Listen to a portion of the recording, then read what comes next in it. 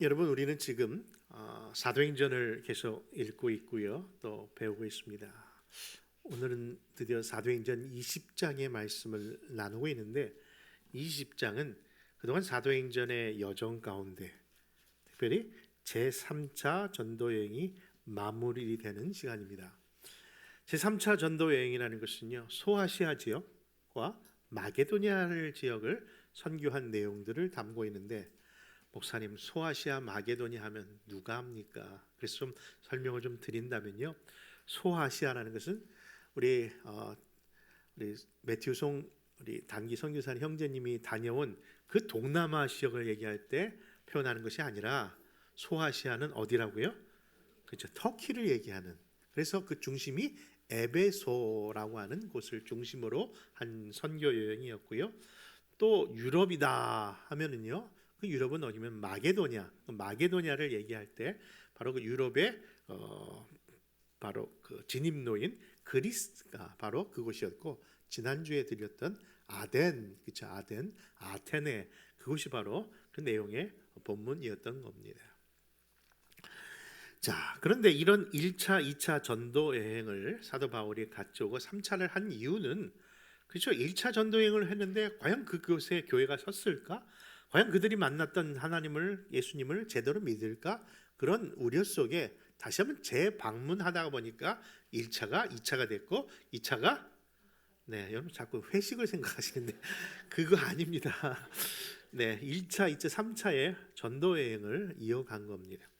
근데 여러분, 1차, 2차, 3차에서 이제 그 3차 여행이 무려 4년간의 긴 여행을 했는데요, 이 여행이 쉽지 않았음을 여러분들 잘 알 줄 압니다. 그런데 이 1차, 2차와는 달리 이 3차 여행은요, 좀 특별한 여행이었다라고도 얘기할 수 있습니다. 왜냐하면은 1차는, 그쵸, 그 유명한 우리가 있는 안디옥 교회에서, 수리 안디옥 교회에서 정말 형제처럼 귀한 동역을 했던 바나바와 바울이 우리만 예수 믿을 것이 아니라 이왕 이방인들에게 복음이 증거되었으니 우리가 이방 땅에 가서 복음을 증거하자면서 최초의 그 선교가 시작되었는데요, 그것을 잘하고 돌아오는 것이 바로 1차 선교 여행입니다.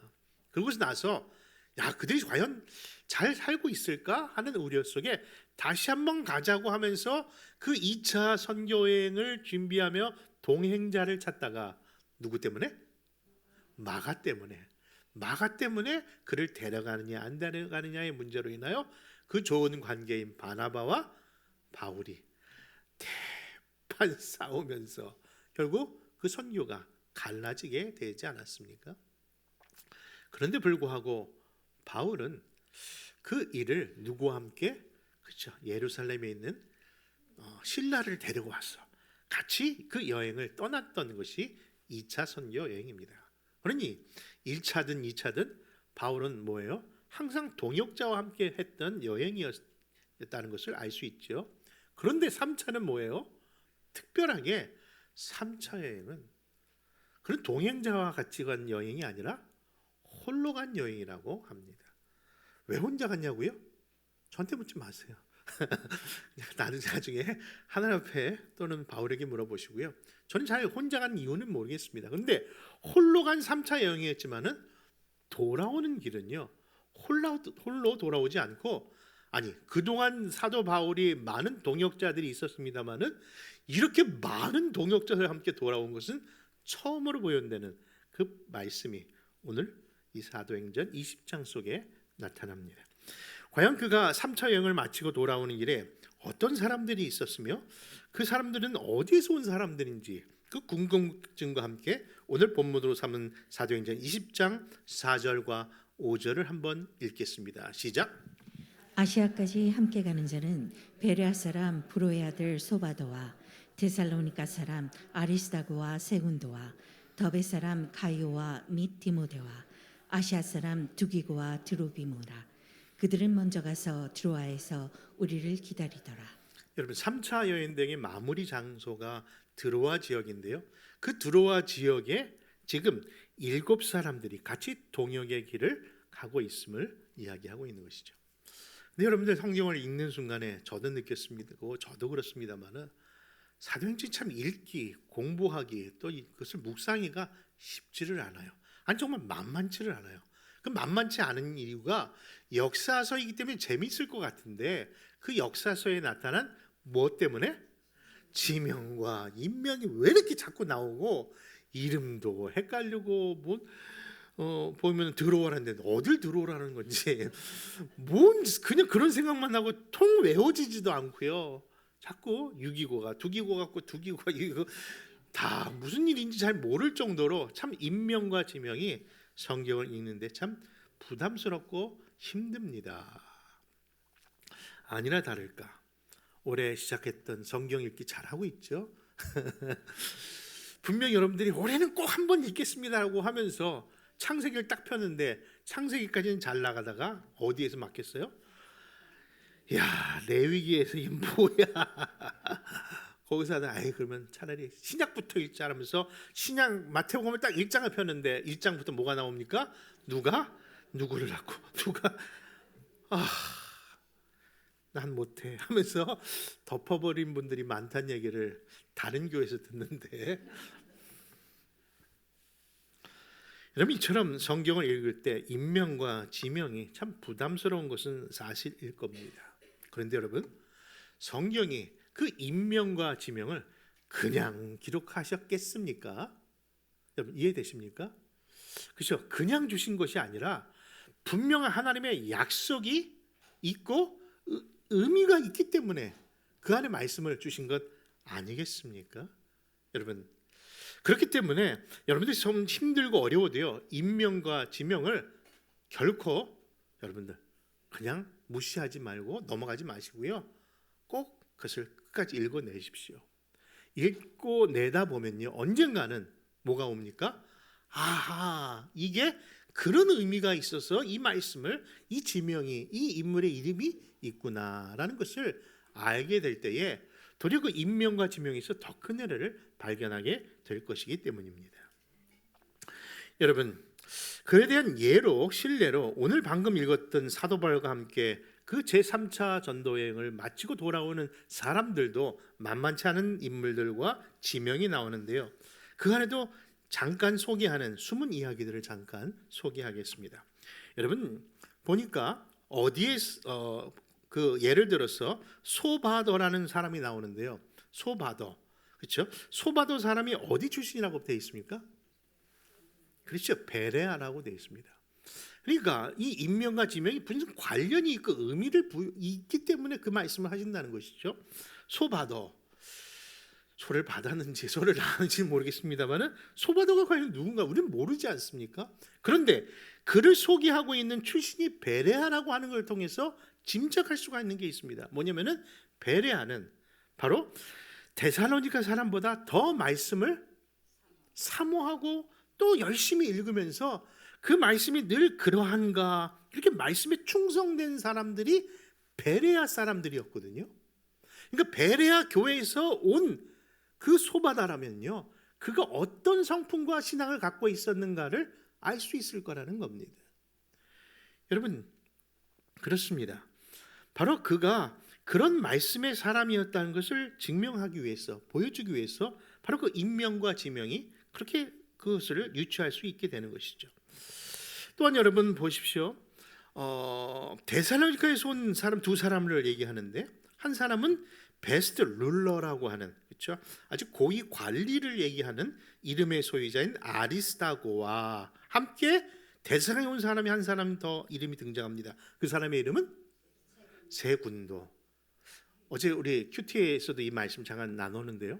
세군도 하니까 목사님 나 세군도 알아요. 그래서 누구요? 했더니 엘세군도요. 맞아. 엘세군도에서 세군도인가? 저도 뭐 모르니까 묻어보면 서로 다시 한번 보자고 했는데 그걸 찾아보니까요. 세군도가 우리가 영어 발음에 라틴어를 해석한 영어 발음 속에 세컨드가 뭐예요? 두 번째라는 의미를 부여하잖아요. 근데 알고 보니까 진짜 이 세군도라는 뜻은 넘버 2라는 의미를 갖고 있답니다. 그러니까 이름이 뭐로 불려진 거예요? 넘버 2예요. 여러분 사실 사람이 멀쩡한 이름이 있는데 이름으로 불려지지 않고 번호로 불려지는 단체는 몇 군데 없습니다. 어떤 단체입니까? 죄수를 가면 감옥에서 비인격적인 서로의 대함 속에 할 수 없이 부러지는 곳이 바로 그곳 아닙니까? 군대에서도 그렇죠. 훈련병 때는 이름 안 부른답니다. 전 너무 어릴 때 다녀와 갖고 제가 기억은 안 나는데 분명히 번호로 불려지는 걸로 알고 있습니다. 왜냐하면은 그런 비인격적인 관계가 있어야 하기 때문에. 그렇다면 이 세 군도가 그런 넘버로 불려졌다면은 그 사람의 갖고 있는 의미는 무엇일까요? 그죠? 그의 신분이 그 이름을 통해서 나타난 것 아니겠습니까?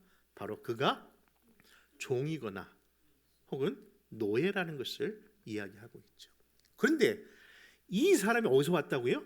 데살로니에서 왔어요. 근데 거기서 누구도 같이 왔다고요?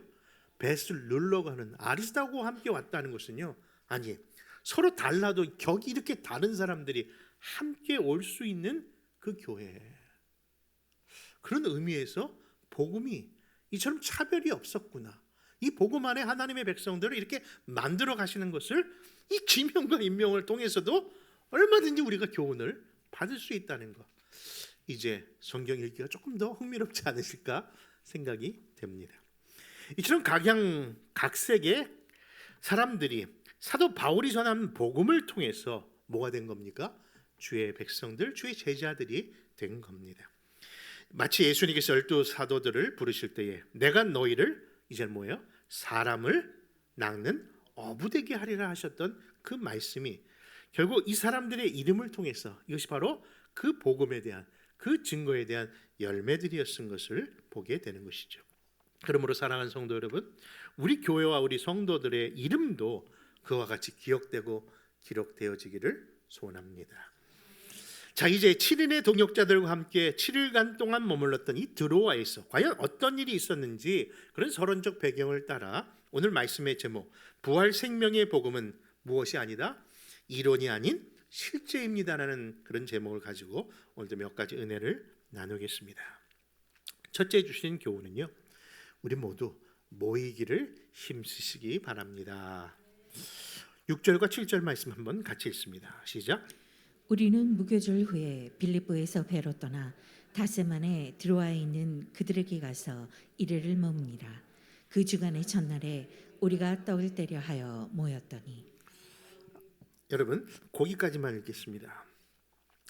여러분, 처음 초대교회가 시작되었을 때는요, 우리 그 그리스도인들도 유대교처럼요, 언제 모였냐면요, 그 모임 날짜가 안식일에 모였습니다. 여러분, 안식일이 언제입니까? 오늘로 표현한다면은 토요일이죠, 그렇죠? 토요일이. 이거 왜냐면 그 주일의 마지막 날이 안식일이니까. 우리 하나님께서 천지 창조를 하셨을 때 마지막 날 안식하신 것을 기념하기 위해서 바로 주일의 마지막이 안식일입니다. 근데 오늘날 우리 주일은 주일의 마지막이 주일입니까? 아니면은 첫날이 주일입니까? 첫날이 주일입니다. 그래서 여러분들이 늘 의문스러워 하시지만은 일반 달력을 봐도요, 항상 일주일의 시작이 언제부터 시작돼요? 월요일부터가 아니라 주일부터거든요.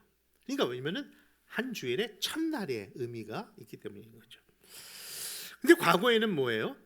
안식일 날 유대교를 했는데 점점 뭐로? 안식일도 섬기다가 주일도 섬기다가 나중에는 주일만 섬기는 것으로 바뀌었던 유일한 그 등장이 바로 오늘 본문으로 삼은 20장 7절에서 시작된 거예요. 그러니까 20장 7절부터 안식일에서 주일로 확정된 예배의 시간으로 바뀌었구나라는 것을 확인할 수 있는 본문이 오늘 본문이고요. 또 그 당시에 과연 초대교회는 어떤 식의 예배를 드렸을까? 그렇죠? 언제 예배했을까는 이제 안 하는데 어떤 식으로 예배를 모여서 예배했을까라는 궁금증이 있지 않습니까? 그 역시 또 이 본문이 보여주는 내용입니다. 무엇이냐고요? 그것이 하나님을 경배하고 설교자의 강론을 들었고 말씀만 듣는 것이 아니라 모두 뗐다? 떡도 뗐다라고 얘기합니다. 그러니까 이런 예배의 형태가 그 당시 초대교회의 예배였음을 보여주는 그 내용이 바로 오늘 사도행전 20장에서 나타나는 겁니다. 그런데 이처럼 하나님께 경배하고 하나님의 말씀을 듣고 배우는 일, 그리고 그 예배만 그 말씀으로만 끝나는 것이 아니라 반드시 성도 간에 교제가 있었다는 것을 이야기하고 있는데 오늘날 우리는 어떠할까요? 그렇죠. 찬양하는 것도 여러분 등한시합니다. 그렇죠? 꼭 이상하게 찬양이 시작되는 순간부터 예배가 시작되는데 뭐예요? 담임 목사가 올라올 때부터 들어오는 분들은 뭡니까 도대체? 우리 교회 얘기하는 거 아닙니다. 다른 교회에서는요 찬양은 예배 시간으로 생각 안 해요. 그걸 준비 시간은 여러분 준비가 어디 있습니까? 하나님께 찬양이부터 예배가 시작된 거죠. 여러분 아니 평상시에는 잘 듣다가도 그렇죠? 말씀에 잘하고 일어나기도 잘하는데 꼭 강대상에 설교만 하면 그때부터 아멘 주여 온 사방에다 왜 이렇게 인사를 하고 다니시는지 말씀에는요 전혀 관심이 없고 주보를 열심히 보길래 나는 열심히 뭘 보시나 그랬더니 알고 보니까 그 주보를 가져가시지 그걸 두고 가셔서 제가 보고 나니까 오늘 마켓 갈 리스트를 적어놓고 그걸 두고 가신 게 얼마나 가슴이 아프던지 왜 우리 안에 이런 예배에 대한 집중력이 사라지는 겁니까? 그것뿐입니까? 예배만 드리면 그냥 집에 가도 되는 겁니까? 진정한 예배는 어디까지 해요? 성도의 교제까지 해야 됩니다. 왜냐하면 모든 예배의 중심에 하나님은 교회라고 하는 공동체를 통해서 하나님의 백성들을 만들어 가기 때문인 것이죠. 그런데 오늘날 그럼에도 불구하고 왜 나는 이렇게 신앙이 안 클까? 왜 나는 이렇게 잘 못 믿을까? 나는 왜 이렇게 교회 생활이 힘들까? 당연히 가장 기본적인 것을 투자하지 않는데 무슨 신앙의 성장이 있을 수 있습니까? 이것은 어른들도 마찬가지고 우리 아이들도 마찬가지고요. 신앙은 바로 정말 주는 대로 배운 대로 싹이 나고 또 줄기 자라나고 열매를 맺을 수 있는데 그걸 당연히 안 하니까 여러분 그런 결과를 가져오는 것이 아닐까요? 그러므로 마지막 때에 이런 말씀을 경고하는 히브리 10장의 말씀은 오늘 우리에게도 또 들어야 될 하나님의 음성인 줄 압니다. 우리 한번 히브리 10장 23절에서 25절 같이 찾아있습니다. 시작. 또 약속하신 이는 미쁘시니 우리가 믿는 도리의 소망을 움직이지 말며 굳게 잡고 서로 돌아봐 사랑과 선행을 격려하며 모이기를 피하는 어떤 사람들의 습관과 같이 하지 말고 오직 권하여 그날이 가까움을 볼수록 더욱 그리하자. 아멘. 때는 교회 생활을 하다 보면요 힘들고 어려운 일이 있을 수 있습니다. 그러나 우리는 그리스도 안에서 한 지체된 형제요 자매입니다. 우리는 결코 떠나서는 살 수 없는 하나님의 공동체로 묶여진 존재입니다. 그러므로 하나님의 공동체 안에서 든든히 서감으로 말미암아 여러분들 하나님이 약속하신 참된 그런 믿음의 복을 여러분 누리십시오. 그러기 위해서는 서로 우리 온전케 하신 주님을 바라보며 서로 돌아보아 사랑과 선행을 격려하며 함께 이 길을 나가는 그래서 모이기를 힘쓰는 그런 복된 교회와 성도들 되시기를 주의 이름으로 축원합니다. 두 번째 교훈은 바로 하나님의 말씀이 생명이라고 하는 교훈입니다. 여러분 같이 한번 7절과 9절의 말씀 계속 이어서 볼까요? 같이 읽습니다. 시작. 바울이 이튿날 떠나고자 하여 그들에게 강론할세 말을 밤중까지 계속하며 우리가 모인 윗다락에 등불을 많이 켰는데 유두고라 하는 청년이 창에 걸터 앉아 있다가 깊이 졸더니 바울이 강론하기를 더 오래 하매 졸음을 이기지 못하여 3층에서 떨어지거늘 이렇게 보니 죽었는지라. 여러분 정말 각양각색의 사람들이 모인 교회인지라 별일 크고 작은 일이 일어나는 건 이해하는데요. 아니 예배드리 다 사람이 죽으면 이거 어떡합니까? 예? 이게 정말 이게 너무 당황스러워도 너무 당혹스러운 분명히 상황이 아니었을까? 저도 목회를 하면서요 짧지 않고 길지 아니하는 목회관 속에서 이런 생사가 오가는 아주 황당한 일을 겪은 적이요 여러 번 있었는데요. 그 중에 한 번이 교육부 학생들과 함께 수양회를 저 외딴 섬에 갔다가 한 청년이 운전도 안 하고 갑자기 물속에 수영하다가 심장마비가 걸려갖고요 아주 극박한 순간을 경험한 적이 있습니다. 여러분 그렇습니다. 그리고 또 한 번은요 단기 선교를 떠나는데 그 단기 선교 가는데 단기 선교 멤버 중에 한 분이 그 집회를 하다가 발을 잘못해갖고요 서서 거기는 예배를 드렸는데 그 세면바닥에 그냥 뒤로 넘어지시는 바람에 그 뇌진탕으로 이렇게 바로 옆에서 제가 그냥 눈이 이렇게 넘어가는 것을 보는 순간에 정말 아찔하더라고요. 그래서 깨어나질 않는 거예요. 그 순간에 지금도 생각하면은 제가 숨이 멎을 정도로 정말 위급한 순간이었답니다. 그 다음은 어떻게 된지 궁금하시면 나중에 여러분들 그 순간에 제가 이 목회는 다 했구나. 이제 저는 사명제의 사명은 끝났구나. 교회에서 어떻게 이걸 보고 하냐. 별 생각이 있을 정도였습니다. 근데 오늘 본문에서도 이런 예배 시간에 사람이 죽은 겁니다. 여러분 상상해 보십시오. 이 예배 시간에 갑자기 누가 죽는다는 생각을 해보십시오. 그것도 사고사로. 그럼 이런 상황과 정황이 정말 난감한 상황이 아닐 수 없고 개인이든 교회든 정말 이것은 어떻게 수습해야 될지 모르는 급박한 상황일 겁니다. 근데 여러분 이 상황을 단순히 유도로 하는 사람이 예배드리다 죽었다의 의미로보다는 그 상황적인 문제를 한번 다시 묵상하면서 한번 정리해 본다면요, 그때 그 의미를 좀 더 깊이 이해할 수 있지 않을까. 여러분, 그래서 그 사건의 배경이 뭔지, 왜 이 이야기를 쓰고 있는지, 그것을 확인하기 위해서 서두에 드렸던 인물과 인물의 이름과 지명에 대한 것으로 한번 이야기를 유추해 보려고 합니다.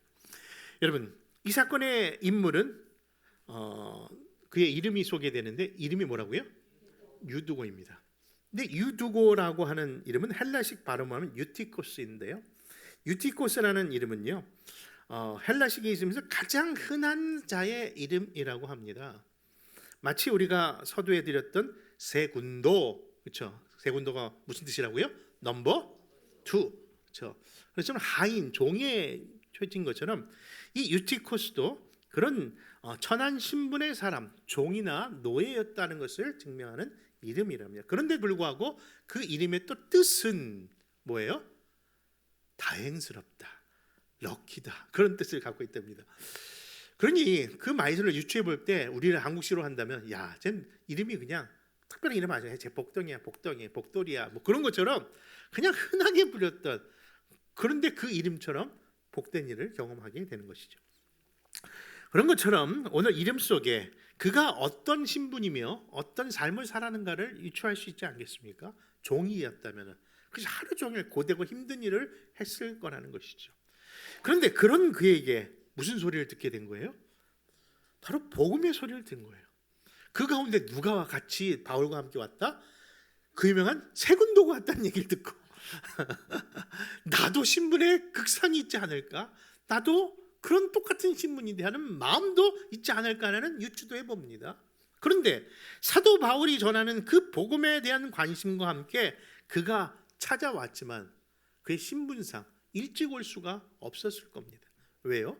주인이 하라는 일을 다 하고 오다 보니까 아니나 다를까 1층에 가도 자리가 없고 2층에 가도 자리가 없고 3층에 가도 인산인으로 아무도 앉을 데가 없으니 결국 뽕나무에 오른 삭개오처럼 어디 올라간 거예요? 3층 누각 창가에 올라가서 거기에 앉아 있는 겁니다. 거기서라도 말씀을 듣겠다고 앉아 있지 않았을까 하는 겁니다. 그런데 안타까운 건 뭐예요? 늦은 밤까지 계속되는 말씀으로 인하여, 그렇죠? 전기불이 아니라 그 당시 호롱불 또는 기름불을 켰을 테니까 그 유독가스가 결국 어디로 다 빠져나가요? 창가로 빠져나가니까 그 한지에 걸쳐있던 이 유두고는 뭐예요? 결국 그 졸음도 피곤한 데다가 목까지 맡으니까 유독가스까지 맡았으니 정신이, 내 정신이 자기 정신이 아니었을 겁니다. 그래서 그런가요? 결국 졸다가 그만 3층 누각에서 떨어져 죽었습니다. 여러분, 근데 이 말씀을 저도 어릴 때부터 들었는데요, 꼭 이야기를 하는 전도사님은 이렇게 저한테 교훈을 하시더라고요. 봐, 설교 시간에 졸면 죽어. 그래갖고 설교 시간에 진짜 그런 의미로 본문을 이해했거든요. 근데 꼭 그거겠습니까? 아니, 혹은 또는 성도들은 교육자들한테, 말씀을 전하는 설교자한테, 목사님 설교가 길면 사람 죽는 일이에요, 좀 짧게 좀 하세요라고 요즘도 저한테 사코처를 짧게 하라고 그러는데, 전 나름대로 짧은 겁니다. 그러니까 그런 의미에서 이 본문을 해석한다는 건 말이 안 되는 건 아니냐는 거죠. 도대체 그러면 왜 유두고의 사건을 그 7일간의 가장 황금 같은 시기에 말씀이 여러 가지 있었을 텐데 왜 이 사건의 이야기를 왜 여기서 이렇게 부각하고 있는가라는 질문을 아니할 수 없는 것이죠. 여러분, 그것은 바로 이 유두고의 일로 하나님께서 우리에게 주시고자 하는 메시지를 주시기 위함으로 삼고 있다는 겁니다. 그것이 무엇일까요? 그것이 바로 의미 부여의 신앙적 또는 신학적 교훈을 주시기 위함이라는 겁니다. 그러면 여기서 아주 중요한 표현을 했는데 뭐라고요? 의미 부여라는 하나님의 메시지의 전달의 또 하나의 방법이라는 거예요. 뭘 부여하신다고요? 의미를 부여하신다는 거예요. 여러분, 서두에 드는 임명이나 지명이 그냥 의미 없이 주어지지 않았다는 것과 함께 생각해 보십시오. 분명히 의미 부여를 하고 있다는 거예요. 그런 의미에서 이런 질문 하나 드립니다. 여러분, 창세기에 나오는 노아의 그 방주의 사건을 보면은 홍수 사건 이후에 일어난 일들 가운데 하나님께서 노아에게 무엇으로? 무지개를 통해서 하나님 이런 말씀을 하십니다. 뭐라고요? 다시는 너희를 물로서는 심판하지 않겠다. 그에 대한 증거로 뭘로 보여주세요? 무지개가 보여주세요. 무지개를 보여주세요. 그런데 이 이야기를 다들 잘 알고 계시네요. 그럼 여기서 이제 질문 나갑니다. 이거 시험 문제 안 나옵니다. 걱정하지 마시고 질문입니다. 그럼 무지개는 노아 홍수 이전에부터 있었던 겁니까? 아니면 이후부터 일어난 일입니까? 생긴 겁니까? 언제부터 무지개는 생겼을까요? 갑자기 내 눈을 안 맞추시려고 노력하시는데, 네? 이전입니까? 이후입니까? 이후. 네. 저는 여러분들이 틀린 대답을 얘기할 때마다 얼마나 희열을 느끼는지. 네. 그럼 어떻게 알아요, 우리가? 그런데 감히 제가 말씀을 드리는 것은 분명히 제 생각에는 이전부터 있었을 거라고 봅니다. 왜냐하면 무지개가 뭐 특별히 하나님께서 뭐 기적의 역사로 만든 것이 아니라 빛과 물이 있으면요, 그렇죠? 얼마든지 지금도 만들어지는 현상이기 때문에 하나님이 초자기는 아름다움으로 하셨는데 그때부터 그 무지개를 뭐 하셨다? 의미를 부여하셨다는 거예요. 여러분, 유월절 만찬이 구약에서 이미 계속해서 이루어진 일입니다. 그렇죠? 떡과 포도를 나누는 것. 그런데 예수님께서 마지막 십자가를 앞두고 유월절 만찬을 하는 가운데 그 떡과 포도주를 향하여 뭘 부여하십니까? 이것이 내 몸이요, 내 살이요, 내 피다 하면서 의미를 부여하시면서 이것을 통해서 나를 기억하고 기념하라고 하셨거든요. 이게 바로 하나님의 강한 메시지를 전하는 데 쓰이는 의미 부여의 방법이라는 거예요. 그런 의미에서 오늘 유두고 사건을 통해서도 이 하나님께서 그동안 3차까지 이루어졌던 복음이 무엇인가에 대한 확실한 내용의 의미 부여를 이 유두고의 죽음을 통해서 다시금 전하라는 내용이 그 안에 있었다는 겁니다. 그 내용이 뭘까요? 바로 사도 바울이 3차까지 전했던 그 복음이 바로 생명의 메시지임을 전하려 하셨던 것이죠. 그 증거가 삼층 누가에서 떨어져 죽은 유두고를 향하여 사람들이 떠들고 분위기가 난리가 나는 그 순간에 사도 바울은 외마디 말로 이 문제를 마치 아무것도 없는 것처럼 이야기합니다. 우리 한번 10절과 11절을 한번 같이 찾아 읽습니다. 시작. 바울이 내려가서 그 위에 엎드려 그 몸을 안고 말하되 떠들지 말라, 생명이 기에게 있다 하고 올라가 떡을 떼어 먹고 오랫동안 곧 날이 새기까지 이야기하고 떠나니라. 여러분, 너무 놀랍지 않습니까? 아니, 지금 이렇게 당황스러운 일이 일어나는데 마치 아무것도 아닌 것처럼 뭐요? 그에게 생명이 있다라고 얘기하는데 이것은 아직 죽은 것이 아니라는 의미가 아니라 진짜 죽은 거예요. 근데 뭘 얘기하는 거예요? 생명을 이야기하고 있는 거예요. 다른 아무런 표현과 소개도 없이 생명을 얘기하시는 거예요. 그리고 이어서 그 생명의 떡을 다시 나누고 있다는 겁니다. 여러분, 죄와 허물로 죽은 우리를 다시 살리게 하신 예수 그리스도의 십자가의 복음이 바로 생명의 복음인 줄 믿으시기 바랍니다. 그러므로 이제는요, 그 생명을 주시기 위해 이 땅에 오신 예수님을 믿어도 정말 확실히 믿고, 우리도 그 생명, 어떤 생명입니까? 영원한 생명의 여러분들 소유자일 뿐만 아니라 그 생명을 전하는 우리 모두가 되시기를 바랍니다. 마지막으로 이 세 번째 이 사건을 통해서 참 위로가 교회 성도에게 있음을 이야기합니다. 참 위로가 무엇인지를 이야기합니다. 우리 한번 20장 12절 같이 한번 읽어볼까요? 시작. 사람들이 살아난 청년을 데리고 가서 적지 않게 위로를 받았더라. 여러분, 조심스러운 표현으로 말씀드립니다만은 이렇게 사별의 아픔을 겪는 유가족들을 대할 때면요, 어떻게 위로를 해드려야 될지 말과 행동이 늘 아직도 저도 참 어떻게 정리가 안 됩니다. 그 이유는 무엇일까요? 왜냐하면 모든 인류 역사 이래 지금이 최고의 과학과 문명의 혜택을 누리고 있는 이 세대지만 여전히 우리 인간이 뭐에게는 약해요? 죽음 앞에 있는 문제, 사망의 문제 앞에서는, 그 사망의 권세 앞에는요 너무나도 연약한 존재이기에 그 어떤 말로도 위로를 할 수 없는 존재라는 겁니다. 그런데 그런 사망 권세 앞에 어디서 들려오는 아주 당당한 외침이 있다는 것 혹시 들어보셨습니까?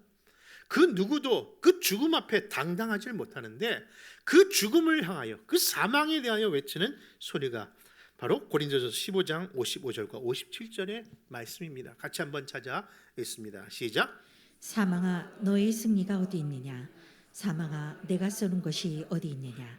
사망이 쏘는 것은 죄요 죄의 권능은 율법이라. 우리 주 예수 그리스도로 말미암아 우리에게 승리를 주시는 하나님께 감사하노니. 여러분, 지금 사망을 향하여 이렇게 담대하게 외치는 소리는 어디에서 근거하는 것일까요? 그것은 바로 다른 것이 아니라 그 사망 권세를 이기신 그리고 부활하신 승리의 예수님 덕분에 외칠 수 있는 믿음의 고백인 줄 믿습니다. 그렇습니다. 그동안 십자가의 죽음과 부활하신 복음의 능력이 그저 이론이 아닌 실적인 능력임을 이 제3차 마지막 드로아에서 일어난 이 일로 인하여 그 실질적인 무엇이 어떤 능력임을 보여주는 사건이 오늘 그 말씀의 내용이었던 겁니다. 그러므로 사랑하는 성도 여러분, 그 일을 친히 경험했던 사도 바울도 그 뜨거운 그 감동 속에 오늘 본문으로 삼은 이 사도행전 20장 24절에 앞으로 자기에게 놓인 그 고난, 그 예루살렘에서 당할 어떤 어려움을 알면서도 이런 고백으로 그가 나갑니다. 내가 달려갈 길과 주 예수께 받은 사명, 곧 하나님의 은혜의 복음을 증언하는 일을 마치려 하면은 나의 생명조차 조금도 귀한 것으로 여기지 아니하노라. 여러분, 자신의 앞길에 놓인 순교의 길을 더욱더 담대히 나아갈 수 있었던 그 비결이 바로 우리 안에 진정한 생명이신 예수 그리스도를 소유했기 때문 아니겠습니까? 그러므로 성령에 매여가는 그 길, 주의 사랑으로 매여가는 그 길, 여러분, 우리도 우리의 교회가, 우리의 가정과 우리의 성도들도 이 생명의 복음 감사하며 그것을 나만 누릴 것이 아니라 이것을 전하는 그런 우리 모두가 되시기를 주 예수 이름으로 축원합니다.